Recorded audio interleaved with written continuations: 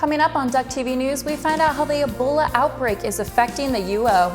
We also take a look at how a local high school makes history. Good evening and welcome to Duck TV News. I'm Audrey Roberts. And I'm Ajaya Woods. Here's our first story of the night. During the summer, the Eugene City Council enacted a new skateboard and bicycle law in the downtown area. This new law prohibits bicyclists and skateboarders from riding on the sidewalk on certain streets in Eugene. Due to complaints and concerns over pedestrian safety, bikes must now ride in their designated lane, while skateboarders must find an alternative form of transportation. As there is no specified area for them, this new law makes it difficult for skateboarders to get around Eugene, especially with skateboarding being so popular on the U of O campus and many students living downtown. If bicyclists and skateboarders do not comply with the new law, they will receive a maximum fine of $50. For more information, please visit the Eugene City website. A Eugene teacher has been doing a lot of biking, but not in downtown Eugene. After riding her bicycle over 21,000 miles around the globe, elementary school teacher Melissa Pritchard returned home to her parents' residence in Eugene. Putting her teaching career in Spain on hold, Pritchard traveled the world visiting 4 continents and 25 nations. I guess one of the major reasons of doing this trip is that I feel like sometimes we're always with blinders on in our life and we just go, go, go, and we have this routine and we forget that there's a bigger world out there. I think that it's really important just to remember why we actually are learning. What's the purpose of our learning? Why is it important for us to be passionate and to have interest in stuff in life? And so just seeing the new places and meeting new people and the total freedom of traveling on a bike is motivation enough to keep on going. To see photos of Pritchard's year-long adventure, visit her blog at The Long Way Home. Many students had similar plans to travel the world, but the U of O has canceled its Ghana Study Abroad program due to the fear of the Ebola outbreak in West Africa. Famo Mohammed has the story. The Ebola outbreak has become a humanitarian crisis worldwide. According to the Center of Disease Control, there have been 5,000 confirmed cases. Though a world away, the Ebola endemic has found a way to affect students and faculty here at the university. Janice Weeks, a biology professor at the Institute of Neuroscience, says although there are no current cases of Ebola in Ghana, the cancellation was a necessary precaution. The decision was to cancel it because we couldn't ensure the students' safety. And there's no Ebola in Ghana.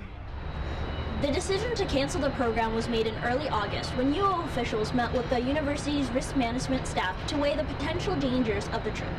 Also concerned that because there could be demands on the health infrastructure, the borders could be closed, that if one of the students had a medical emergency, normally we could medevac them out, and we worried that that might not be possible. Students were immediately impacted by the decision. Many of them had to find housing and financial aid and petition to register for classes when the trip was called off right before fall term. Because I'm a senior, I'm finishing up and I need specific classes in which are in high demand because they only offered in fall term. There are Ghana programs offered in summer and spring through the Science Department and School of Journalism. The SRJC is waiting to hear on whether or not their program will be canceled. For Duck TV News, I'm Fama Mohammed. The University of Oregon isn't only worried about Ebola in West Africa, but also what to do if an outbreak were to occur here. Sources report that the University of Oregon is developing a plan to protect students in case of an emergency. The Health Center will not confirm the specific preparations at the University of Oregon, but the American College Health Association has made suggestions for college health centers. The suggestions include updating the campus's emergency response plan, having a way to communicate confirmed Ebola cases with students and parents, and planning a quarantine site. There is no confirmed cure yet to treat Ebola, but pharmaceutical companies are working on an approved vaccination. We take it over to Kate Houston to find out what the weather will be looking like this weekend. Kate? Thank you, Ajaya. This weekend, you might want to pull out your rain jacket. Expect some cloudy skies and a little rain. Friday will greet us with some light showers, but by the evening, we will have mostly clear skies with only a 20% chance of rain. Saturday morning will start off with a high of 67 and partly cloudy skies. Make sure you dress warm and dry for Saturday night and expect some early showers.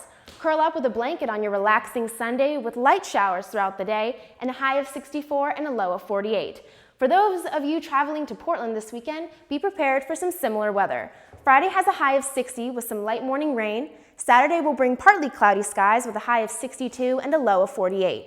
On your way back to the 541 on Sunday, expect some showers with a high of 61 and a low of 48. Back to you, Audrey and Ajaya. Thanks, Kate. Tracktown USA officials have submitted a bid to IAAF to have Eugene host the 2019 World Outdoor Track and Field Championships at Hayward Field.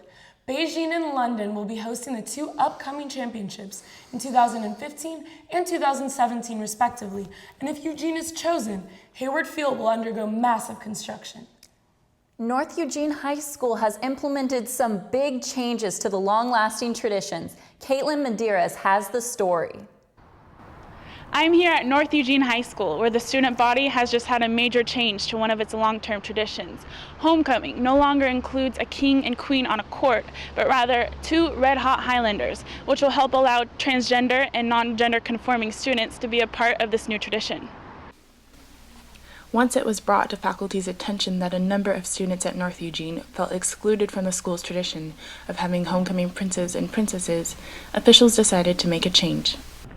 People felt misinformed, and they felt like they should have had a vote in what was going on or a say, and they felt like a decision was made for them. Instead of picking a boy and girl from the 9th, 10th, and 11th grade classes, as well as 3 of each gender for the senior class to make up the court, Red Hot Highlanders will be chosen for each group and won't necessarily consist of even numbers of males and females. I think that in the end it's positive, and that in future years to come, people won't remember it as a negative experience. It'll just be part of how it is.